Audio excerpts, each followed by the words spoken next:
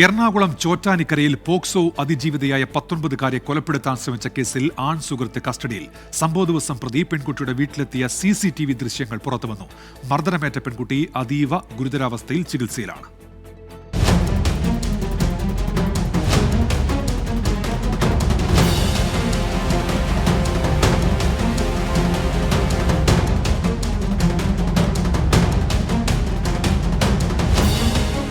ശനിയാഴ്ച രാത്രി 10:15 ആൺ സുഹൃത്ത് പെൺകുട്ടിയുടെ വീട്ടിലെത്തിയത്. പെൺകുട്ടിയുമായി തർക്കിച്ചതിന് പിന്നാലെ യുവാവ് ക്രൂരമായി മർദ്ദിച്ചു.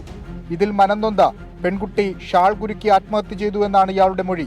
ഷാൾ മുറിച്ചിട്ട ശേഷം താൻ രക്ഷപ്പെട്ടുവെന്നും ആൺ സുഹൃത്ത് പോലീസിനോട് പറഞ്ഞു. ബലാത്സംഗ കുറ്റവും കൊലപാതക ശ്രമമാണ് ഈ കേസ് പെൺകുട്ടിയുടെ അമ്മയുടെ മൊഴിയുടെ അടിസ്ഥാനത്തിൽ രജിസ്റ്റർ ചെയ്തിട്ടുള്ളത്. പ്രതി ചേർത്തിട്ടില്ലല്ലോ. ഞങ്ങൾ സംശയത്തിന്റെ അടിസ്ഥാനത്തിൽ ഒരാളെ ഞങ്ങൾ കസ്റ്റഡിയിൽ എടുത്തിട്ടുള്ളത്. അതായത് ബലാത്സംഗവും 64 BNSന്റെ 64ഉം 109. പിടിയിലായ യുവാവ് ലഹരി കേസിലടക്കം പ്രതിയാണ്. ബ്രെയിൻ മുഴുവൻ ഡാമേജായി. ഇനി ലങ്സിന്റെയും ഹാർട്ടിന്റെയും ഫങ്ഷനും ഉള്ളൂ. അതും പയ്യെ ഇതാവും.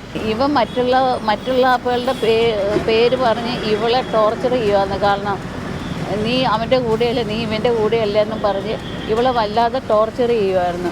തലച്ചോറിന് പരിക്കേറ്റ അതിജീവിത വെന്റിലേറ്ററിലാണ്. പെൺകുട്ടിയുടെ വീട്ടിലെത്തുന്ന യുവാക്കൾ നാട്ടുകാരെ ഭീഷണിപ്പെടുത്തിയിരുന്നതായും പോലീസിൽ പരാതിയുണ്ട്. കസ്റ്റഡിയിലുള്ള യുവാവിന്റെ അറസ്റ്റ് വൈകിട്ടോടെ രേഖപ്പെടുത്തും. വിഷ്ണു സുരേഷ്, 24, കൊച്ചി.